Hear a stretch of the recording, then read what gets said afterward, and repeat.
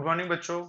आज हम हमारा नेक्स्ट लेक्चर पढ़ेंगे इलेक्ट्रोकेमिस्ट्री का, जिसमें मैं आपको कोलराशस लॉ के बारे में कुछ बताने वाला हूँ।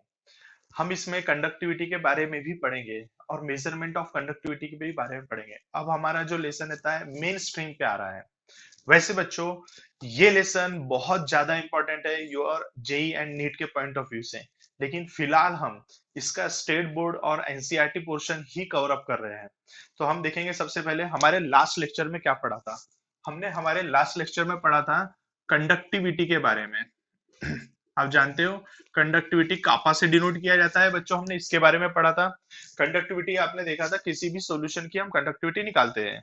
और मैंने आपको शायद कुछ बात बताया भी था कि कंडक्टिविटी निकालते समय हम एक सेल का यूज करते हैं, और जो सेल हमारे इसके साइज का रहता है, इस पेन के साइज का होता है, और उस सेल को हमने बोला था कंडक्टिविटी सेल। मैंने उसका हल्का सा आइडिया दिया था, तो हमने कंडक्टिविटी निकाला जाता है। हमने लास्ट लेक्चर में मोलर कंडक्टिविटी के भी बारे में पढ़ा था। मोलर कंडक्टिविटी जिसको कैपिटल लैम्बडा से डिनोट करते हैं, ठीक है। तो मोलर कंडक्टिविटी जो होती है बेटा, ये टर्म, ये वन मोलर सॉल्यूशन, अगर आपके पास में एक मोलैरिटी का सॉल्यूशन है, वन मोलर सॉल्यूशन है किसी भी सॉल्यूट का, वन मोलैरिटी का सॉल्यूशन है, उसकी कंडक्टिविटी को निकालना है, तो बच्चों हम उसको क्या बोलते हैं? मोलर कंडक्टिविटी बोला जाता है। तो बच्चों जो मोलर कंडक्टिविटी होती है, ये मोलर कंडक्टिविटी जो होती है उसमें सोल्यूट बहुत ज्यादा होता है। यहाँ पर सोल्यूट की जो मात्रा होती है बहुत ज्यादा होता है, मोर अमाउंट ऑफ सोल्यूट होता है। इसमें हमने देखा था ऑन डाइल्यूशन क्या होता है, याद होगा आपको। हमने इसमें ऑन डाइल्यूशन देखा था, मैंने शायद आपको कुछ ऐसा बताया था कि जैसे ये होगी एक लाइन कंडक्टिविटी की, ठीक है। ये मोलर कंडक्टिविटी है on dilution, and on dilution का मतलब आप क्या ऐड कर रहे हो भाई? आप पानी डाल रहे हो, डाइल्यूट कर रहे हो, तो इसकी वैल्यू धड़ाधड़ धड़ाधड़ बढ़ते जाएंगी और एक लिमिटिंग वैल्यू पे आ जाएंगी, जिसको हम बोलते हैं लैम्बडा नॉट। शायद हमने ऐसा कुछ पढ़ा था, याद होगा आपको। आप रिकॉल कीजिए क्या पढ़ा था हमने, कि मेरे पास एक मोलर का सॉल्यूशन है, कोई भी सॉल्यूशन ले लो आप, उसमें मैंने पानी डाला, जैसे जैसे मैं पानी डालते जाऊंगा उसकी कंडक्टिविटी बढ़ती जाएंगी, मोलर कंडक्टिविटी बढ़ती जाएंगी। एक समय ऐसा आएगा बहुत ज्यादा पानी डाल दोगे और कंडक्टिविटी हो जाएंगी फुल, इसके बाद कंडक्टिविटी नहीं बढ़ने वाली। तो ये हो गई एक लिमिटिंग वैल्यू, उसको बोलते हैं लिमिटिंग मोलर कंडक्टिविटी, उसको हम लैम्डा नॉट से डिनोट करते हैं, लिमिटिंग मोलर कंडक्टिविटी बोला जाता है। और ये लिमिटिंग वैल्यू मोलर कंडक्टिविटी का एक और नाम है molar conductivity eight zero concentration. क्या बोल रहा हूं मैं? Molar conductivity eight zero concentration, understood. तो हम ये मोलर कंडक्टिविटी से रिलेटेड एक लॉ है, कोलरॉश लॉ, ये लॉ हम पढ़ने वाले हैं बच्चों, समझ में आया? तो इस कंडक्टिविटी से रिलेटेड ही ये लॉ बना हुआ है। तो ये लॉ क्या होता है, मैं सबसे पहले आपको इसको एक्सप्लेन कर देता हूँ ये लॉ कैसा है। देखो बच्चों,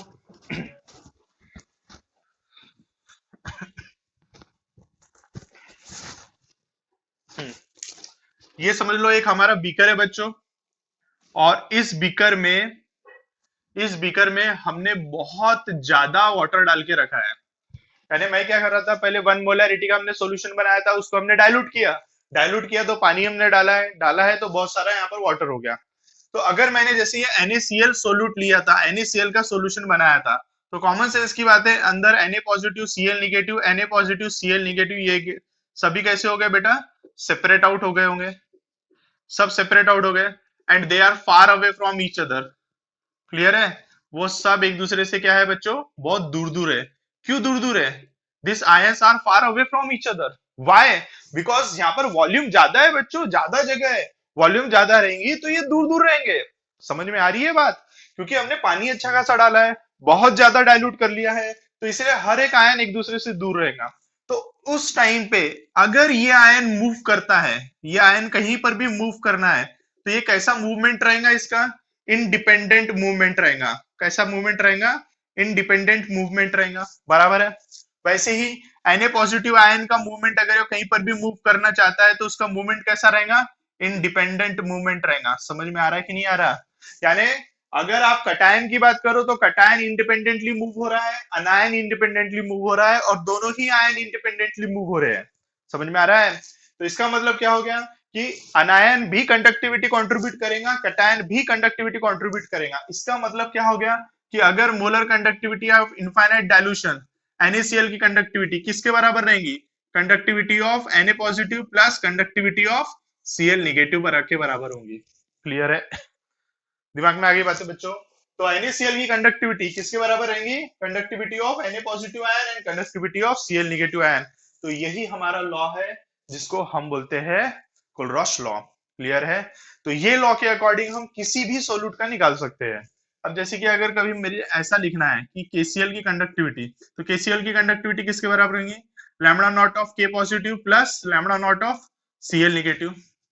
अंडरस्टूड? सिमिलरली मैं किसी दूसरे सोल्यूट के बारे में निकाल रहा हूं, जैसे CH3COOH के बारे में निकाल रहा हूं, तो कैसा रहेगा इसका? Lambda naught of CH3COO negative plus lambda naught of H positive. ठीक है, दिमाग में आ गया बच्चों? तो ये था हमारा लॉ।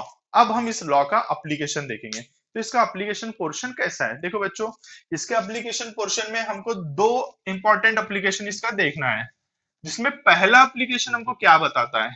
पहला एप्लीकेशन कुछ इन्हीं बातों के बारे में बताया जाता है। तो देखो बच्चों, जैसे इसका एप्लीकेशन की अगर मैं बात करूं, एप्लीकेशन, तो एप्लीकेशन में इसका जो फर्स्ट एप्लीकेशन होता है बच्चों, फर्स्ट एप्लीकेशन बोलता है to calculate lambda naught, capital lambda naught of any solute. किसी भी सोल्यूट का हम कैपिटल लैम्डा नॉट निकाल सकते हैं। ये देखिए, आप निकाल सकते हैं। किसकी मदद से निकाल सकते हैं? उसके रिस्पेक्टिव आयन की कंडक्टिविटी मालूम है। इसका एग्जांपल एक बताता हूं, समझ लो बच्चों, मेरे पास K पॉजिटिव आयन का मुझे कंडक्टिविटी मालूम है कि K positive ion independently conductivity कितनी बताती है। ठीक है, ये मुझे मालूम है। ठीक है बच्चों, वैसा ही मुझे Cl निगेटिव आयन की कंडक्टिविटी मालूम है। तो with the help of this two thing I can calculate the lambda naught of KCl। बराबर है बच्चों, ये वाला फॉर्मूला यूज करके। तो ये था हमारा पहला एप्लीकेशन। समझ में आया बच्चों, क्या था हमारा पहला एप्लीकेशन? पहले एप्लीकेशन में बताया था कि हम molar conductivity eight infinite dilution किसी भी सोल्यूट की निकाल सकते हैं। क्या बोला मैंने? किसी भी सोल्यूट की निकाल सकते हैं, लेकिन कंडीशन क्या है? हमको मालूम रहना चाहिए उनके रिस्पेक्टिव आयन की कंडक्टिविटी। इसका एक और एग्जांपल बताता हूं। अगर मुझे Na पॉजिटिव की कंडक्टिविटी मालूम है, Cl निगेटिव की मालूम है, तो इन दोनों को मैं ऐड करके NaCl का निकाल सकता हूं। समझ में आया बच्चा? तो ये था हमारा पहला एप्लीकेशन। तो इसका दूसरा एप्लीकेशन भी कुछ ऐसी है बच्चों, देखेंगे हम application number second application.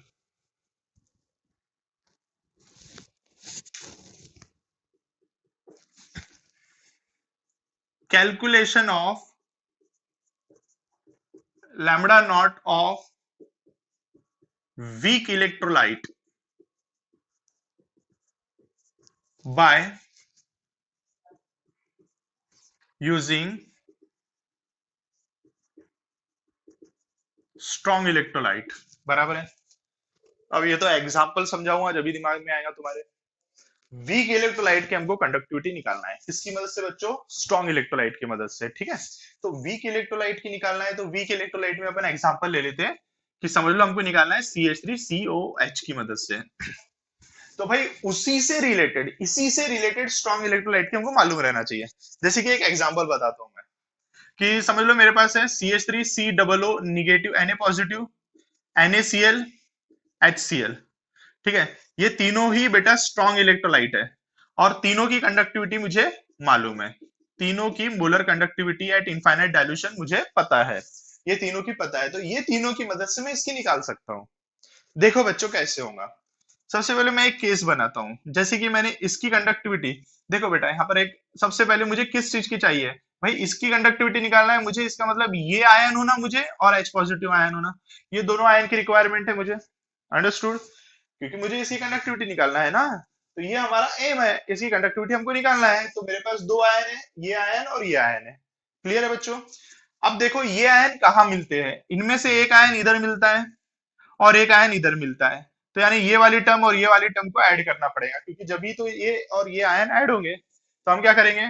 Molar conductivity of CH3COO plus molar conductivity eight infinite dilution of HCl, ये दोनों को हमने ऐड कर लिया।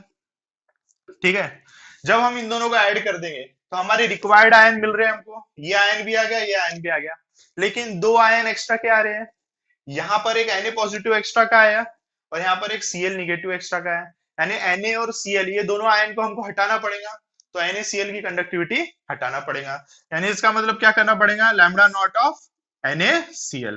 तो अगर बच्चों हमने ऐसा बना दिया, तो अब देखो हम स्प्लिट करते हैं, जैसे कि आप लोग पहला वाला इक्वेशन जो मैंने यहाँ पर लिखा था थोड़ी देर पहले, वो इक्वेशन के अकॉर्डिंग कैसा होगा, देखो बच्चों ये सेपरेट आउट हो जाएंगे, CH3 C double O negative plus lambda naught of Na positive plus lambda naught of H positive plus lambda naught of Cl negative minus lambda naught of Na positive minus lambda naught of Cl negative. So this Na positive get cancel and this get cancel. ये दोनों बच गए और हमको क्या मिलेगा, lambda naught of CH3 C double O negative plus lambda naught of H positive, और ये दोनों जुड़ के हमको क्या मिल जाएगा बच्चों, CH3 C double O H। दिमाग में आ गई बातें।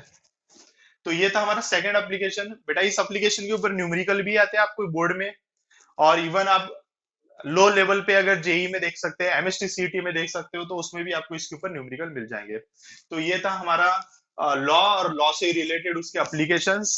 ये जो टॉपिक है बेटा, इसके ऊपर आप न्यूमेरिकल पॉइंट ऑफ व्यू से हमेशा ध्यान रखना कि आपको इसको न्यूमेरिकल के लिए यूज करना है। अब इसके बाद हमारा नेक्स्ट टॉपिक है डिग्री ऑफ डिसोसिएशन निकालना। तो डिग्री ऑफ डिसोसिएशन कैसे निकालेंगे हम बच्चों, देख रहे हैं डिग्री ऑफ डिसोसिएशन निकालने के लिए।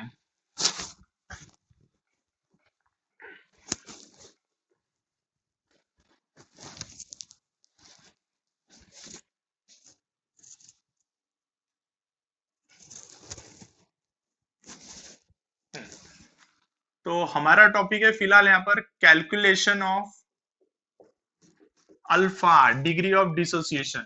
याद है मैंने आपको ये 11th स्टैंडर्ड में पढ़ा है, solution and colligative property lesson है, उसमें भी इसके बारे में मैंने बताया था एक एग्जांपल लेके।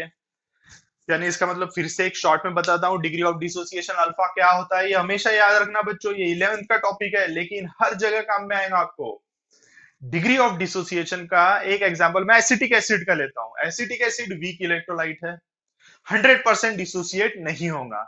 तो चलो हमारे तरफ से ले लेते हैं कि समझ लो एसिटिक एसिड 60% डिसोसिएट होता है।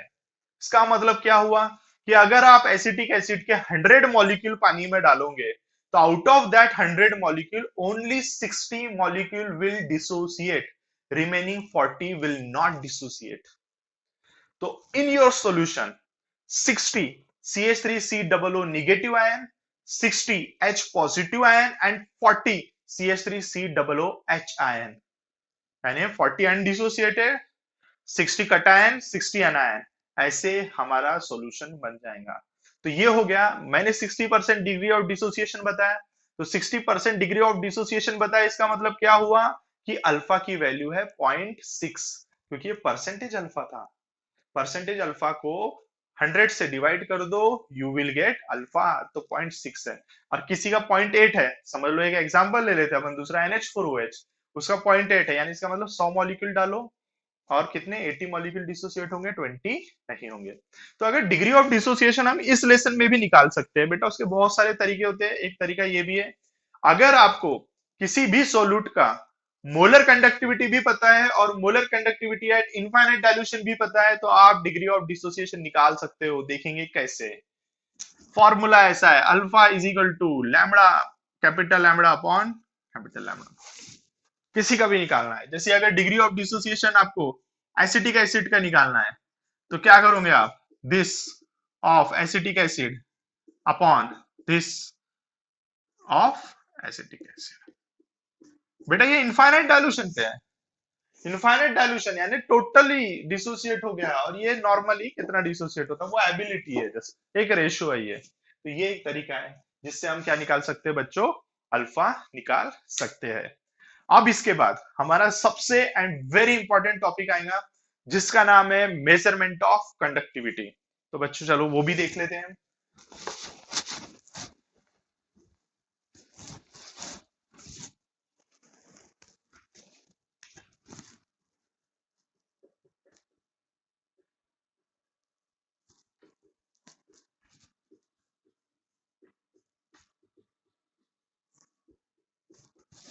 Measurement of conductivity.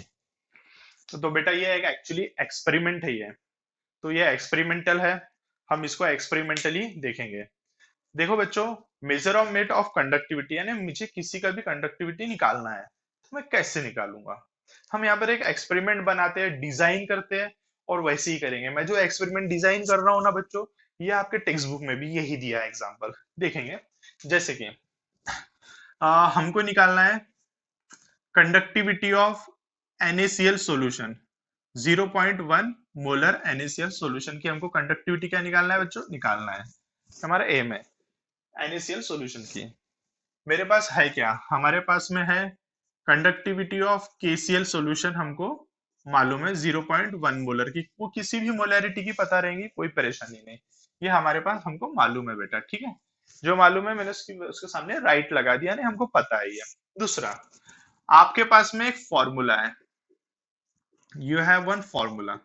तो फॉर्मूला कौन सा है बच्चों अपने पास में? 1/r × L/A। याद आ रहा है आपको? हमने लास्ट लेक्चर में बनाए थे इस फॉर्मूले को, मैंने बनाना बताया था आपको, याद है? हमने रेजिस्टेंस से बताया था फॉर्मूला बनाना।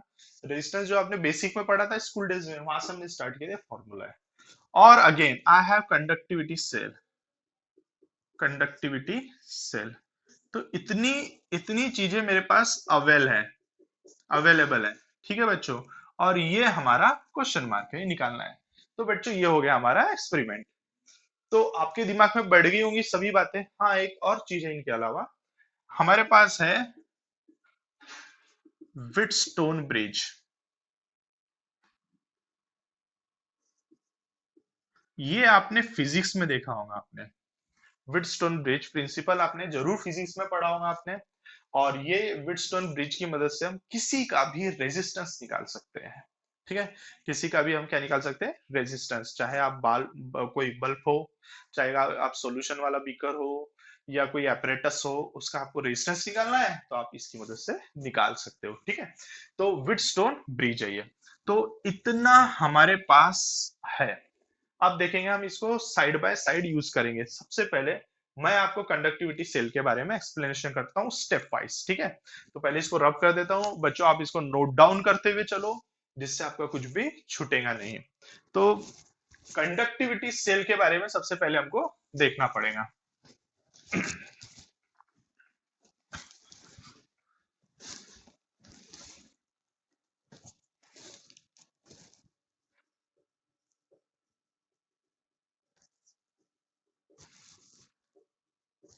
कंडक्टिविटी सेल, तो देखो बच्चों कंडक्टिविटी सेल कैसा रहता है। ये दो ऐसे इलेक्ट्रोड होते हैं उसमें, और ऐसी एक प्लेट लगी रहती है, प्लैटिनम प्लेट होती है ये।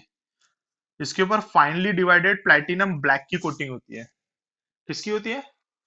फाइनली डिवाइडेड प्लैटिनम ब्लैक की कोटिंग होती है। और ये दोनों एक ऐसे शाफ्ट पे लगे होते हैं, सर्कुलर रहता है, और इसके ऊपर ऐसा कनेक्शन के लिए दो वायर दिए रहते हैं। और बच्चों इसको ऐसी एक कवरिंग होती है बाहर से। ये बन गया हमारा सेल। इसको हम किसी भी सॉल्यूशन में डिप कर सकते हैं, ठीक है। मैंने लास्ट टाइम आपको बताया था इसके बारे में कि यहां से लेके तो यहां तक का जो डिस्टेंस रहता है, ये रहता है 1 सेंटीमीटर का। और इसी को हम बोलते हैं लेंथ, बोलते हैं ना, याद है L/A। हमारे पास एक फॉर्मूला था बेटा, कौन सा फॉर्मूला था? Kappa is equal to 1/r × L/A। तो ये जो L है ना बच्चों, ये है वो L। ए क्या है? ए है इसका एरिया ऑफ क्रॉस सेक्शन, ये एरिया, ये रहता है ए, ये 1 सेंटीमीटर स्क्वायर। वैसे इसका भी ए होता है 1 सेंटीमीटर स्क्वायर। लेकिन कुछ भी हो बच्चों, मैन्युफैक्चर करते समय जरूरी नहीं रहेगा कि ये एग्जैक्टली 1 सेंटीमीटर ही रहे। और ये भी प्रैक्टिकली इसको बनाना 1 सेंटीमीटर स्क्वायर का थोड़ा बहुत मुश्किल हो सकता है। तो यहाँ पर ये परेशानी आती है हमारे साथ में, कि ये जो होती है दोनों वैल्यू थोड़ी सी शफल हो सकती है। अब अगर ये वैल्यू शफल होंगी, तो ये वैल्यू शफल हो जाएंगे, और इसके कारण हमारे कंडक्टिविटी की वैल्यू चेंज आएंगी। तो ऐसे टाइम पे हमने क्या किया है, हमने बोला है कि L and A both are the properties of, किसकी प्रॉपर्टीज है? सेल, दोनों प्रॉपर्टीज है सेल की। अब जैसे ये ब्रांड न्यू सेल मैंने मार्केट से खरीद के लेके आया, तो इस सेल का मुझे ये नहीं मालूम इन दोनों के बीच का डिस्टेंस। हमने बोला कि भाई अप्रोक्सीमेट 1 है, लेकिन 1 एग्जैक्ट होगा क्या, हम नहीं बता सकते। 1 सेंटीमीटर स्क्वायर अप्रोक्सीमेट है ये। तो हम क्या करेंगे, हम एल अपॉन ए, ये जो टर्म है, ये टर्म को एक नया टर्म देते हैं, इसको बोलते हैं सेल कांस्टेंट, और इसको बना देते हैं बी। समझ में आ गया? इस क्योंकि ये भी एक वैल्यू, ये भी एक वैल्यू, दोनों फिक्स्ड वैल्यू है ना, इसको हम ले लेंगे बी, तो इसको बोलेंगे cell constant. Therefore formula becomes, क्या बनेगा बच्चों फॉर्मूला हमारा? फॉर्मूला बिकम्स के बी अपॉन आर, ये बन गया हमारा फॉर्मूला। तो यानी मैंने कंडक्टिविटी सेल के बारे में आपको इतना जानकारी दिया। ध्यान से रखो, ध्यान में रखो, ये बात है इंपॉर्टेंट बात है। कंडक्टिविटी सेल में इन दोनों के बीच का डिस्टेंस होता है 1 सेंटीमीटर, इसको बोलता है एल, और इसका एरिया ऑफ क्रॉस सेक्शन और इसका एरिया ऑफ क्रॉस सेक्शन रहता है 1 सेंटीमीटर स्क्वायर। ये दोनों ही वैल्यू हम जैसे चाहते हैं, जरूरी नहीं एग्जैक्टली वैसी, ये हो सकता है कि 0.99 सेंटीमीटर है, तो हमारी बात अलग हो जाएगी, बात गड़बड़ा जाएंगी। इसीलिए हमने इन दोनों की वैल्यू को एक कांस्टेंट ले लिया है बी, और बी यहाँ पर मैंने रख दिया। तो ये हो गया हमारा कंडक्टिविटी सेल के बारे में। अब हम करेंगे हमारा एक्सपेरिमेंट स्टार्ट। तो हमारे एक्सपेरिमेंट का एम क्या था, अभी थोड़ी देर पहले लिखा था मैंने, हमारे एक्सपेरिमेंट का एम था कि हमको 0.1, कहां लिख दूं मैं, यहां लिख देता हूं, 0.1 मोलर NaCl की कंडक्टिविटी हमको निकालना है। कहां से? फ्रॉम 0.1 मोलर KCl की कंडक्टिविटी से। समझ में आया? दिमाग में आई बात कैसी है? बस मेरे दिमाग में बैठ डाल के रखो, ये आपको आपको प्रैक्टिकल में भी परफॉर्म करना है आपकी लेबोरेटरी में ऐसा। ठीक है, तो अब देखेंगे हम कैसे करते हैं। अब यहाँ पर हमारा कंडक्टिविटी सेल का पोर्शन खत्म। कंडक्टिविटी सेल बच्चों 1 मार्क 2 मार्क के लिए आता है, सेल ड्रॉ करने के लिए भी आता है। फॉर्मूला हमारा एक नया बन गया था अभी। क्या बन गया था फॉर्मूला हमारा? क्या बना था बच्चों formula? K is equal to B upon R, ये बना था हमारा फॉर्मूला। अब देखेंगे हम कैसे काम करते हैं। सबसे पहले स्टेप नंबर 1, अब जैसे कि मैंने आपको बताया कि भाई मेरा जो नया जो सेल है मैंने मार्केट से खरीद के लाया, ब्रांड न्यू सेल है, तो कॉमन सेंस की बात है, उसके एल अपॉन ए की वैल्यू यानी बी मुझे नहीं पता है। तो सबसे पहला हमारा एम वही रहेगा, बी निकालना। केसीएल की मदद से निकालेंगे, देखते हैं कैसे। कैलकुलेशन ऑफ बी, क्या करना है हमको बच्चों? Calculation of B. तो कैसे होगा कैलकुलेशन ऑफ बी, देखते हैं। सबसे पहले मैं लेता हूं एक बीकर, ठीक है बच्चों, और इस बीकर में हमारे कंडक्टिविटी सेल को हम डालेंगे। अब ये मैं रफ में फटाफट फटाफट बना रहा हूं बच्चों, थोड़ा डायग्राम टेढ़ी हो जाएंगी तो बुरा मत मानना प्लीज, जल्दी जल्दी बनाना है। ठीक है, तो ये हो गया हमारा कंडक्टिविटी सेल, मैंने डीप कर दिया यहाँ पर सीधा सीधा। हाँ, इस कंडक्टिविटी सेल में मैं एक सॉल्यूशन डाल दूंगा, यहाँ पर एक सॉल्यूशन। सॉल्यूशन कौन सा है? जिसकी कंडक्टिविटी हमको पता है कि Cl डाला मैंने 0.1, कंसंट्रेशन का कोई लेना देना नहीं अभी फिलहाल हमको। KCl सॉल्यूशन डाला जिसकी कंडक्टिविटी मुझे पता थी। अब मैं क्या करूंगा, अब हमारे पास एक, मैंने जैसे बताया, व्हीटस्टोन ब्रिज, गलत हो गया, व्हीटस्टोन ब्रिज, WSB। ये पोर्शन आप देख सकते हो, ये बना हुआ है तुम्हारे बुक में, और इसका अपने को कुछ करना नहीं है। मैं यहाँ पर थोड़ा जल्दी में निपटा देता हूँ, नहीं तो बहुत लंबा लंबा जाएगा अपना लेक्चर। तो बच्चों ये देखो व्हीटस्टोन ब्रिज है, इसको मैं कनेक्ट करूंगा व्हीटस्टोन ब्रिज पे। ठीक है, कनेक्ट कर दिया व्हीटस्टोन ब्रिज पे। कनेक्ट करने के बाद में मुझे रेजिस्टेंस मिल जाएगा। क्या मिल जाएगा मुझे? रेजिस्टेंस। रेजिस्टेंस यानी आर मिल जाएगा। किसका आर मिलेगा? बताओ मुझे, कार किसका मिला? अरे भाई ये सॉल्यूशन और अलॉन्ग ये पूरा जो मटेरियल है इसका रेजिस्टेंस मिल गया मुझे। रेजिस्टेंस मिल गया, ठीक है भाई। रेजिस्टेंस को मैं टैग लगा लेता KCl का। रेजिस्टेंस मिल गया इसका, चलो एक बात मिल गई। कहां से मिला मुझे रेजिस्टेंस? WSB से। क्या डाला था मैंने उसमें? KCl सॉल्यूशन में हमने डाला था कंडक्टिविटी सेल कौन सा वाला, जो ब्रांड न्यू लेके आए थे हमने वो डाले थे। अब जब इसको बना दिया हमने, रेजिस्टेंस मिल गया, तो हमारे पास फॉर्मूला है, देखो बच्चों, फॉर्मूला, इसको देता हूँ इक्वेशन 1, है ना। फ्रॉम इक्वेशन 1 क्या होगा बताओ मुझे, k equals to B upon R, बराबर है। तो b इक्वल्स टू क्या होगा, k इंटू आर। k मालूम आएगा, सॉरी माहित आएगा, k माहित आए, बराबर है, k मालूम है हमको, KCL का। k हमको मालूम है, r हमको पता चल गया, k already known, already known से शॉर्ट में लिख देता हूं given, k is given, r हमने निकाले WSB व्हिटस्टोन ब्रिज से, समझ में आया, दोनों हमको पता चल गया, इसका मतलब हम b पता हो गया हमको, b की वैल्यू आप कैलकुलेट कर लिए। अब ब्रांड न्यू सेल हमारे लिए ब्रांड न्यू आ क्या, नहीं पुराना हो गया, उसकी बी के बारे में हम जानते हैं, ये जो सेल था ये सेल, अब इसका बी मुझे पता है, दिमाग में आई क्या बात है। स्टेप 1 समझी बच्चों, बी किसका निकाले हमने, सेल का, किसकी मदद से निकाले, वो सॉल्यूशन की मदद से निकालना जिसकी कंडक्टिविटी हमको पता है। क्या करना पड़ता एक्सपेरिमेंट में, कुछ नहीं करना पड़ता, बीकर को कनेक्ट करना पड़ता व्हिटस्टोन ब्रिज पे, वहां से निकालना पड़ता रेजिस्टेंस, रेजिस्टेंस आने के बाद फॉर्मूले पुट करो, दो ही काम करना पड़ता है। पहला काम व्हिटस्टोन ब्रिज से प्रिंसिपल पे कनेक्ट करो और क्या निकालो, रेजिस्टेंस, और दूसरा काम क्या करना पड़ता है, दूसरा काम करना पड़ता है फॉर्मूले में वैल्यू पुट करो निकालो, खत्म हो गया, स्टेप नंबर 1 खत्म। ठीक है, स्टेप नंबर 2 देखेंगे। स्टेप नंबर 2 में हम क्या करते हैं, अब थोड़ा सा माहौल कुछ वैसा ही रहेगा, देखें थोड़ा सा मैं एडिट करते हुए चलता हूं। स्टेप नंबर 2, कैलकुलेशन ऑफ के ऑफ NaCl, मेन एम पे आ गए भाई हम, मकसद ही है वो हमारा, एक्सपेरिमेंट एम है। अब मैं इस बीकर में कौन सा सॉल्यूशन डालूंगा, NaCl सॉल्यूशन डालूंगा, कौन सा, 0.1 मोलैरिटी का, जो गिवन सॉल्यूशन है, डाला, काम वही करूंगा, यहां पर भी दो ही काम करूंगा मैं। पहला काम क्या करूंगा मैं, इस बीकर को हमने व्हिटस्टोन ब्रिज पे कनेक्ट किया, जैसे ही कनेक्ट किया, कनेक्ट करने के बाद में हमको रेजिस्टेंस मिल गया, लेकिन इस बार रेजिस्टेंस KCL वाला मिलेगा क्या, नहीं, NaCl वाला, क्योंकि बीकर के अंदर कौन है, बताओ बच्चों, बीकर के अंदर कौन है, NaCl है, इसीलिए हमको NaCl वाला रेजिस्टेंस मिलेगा।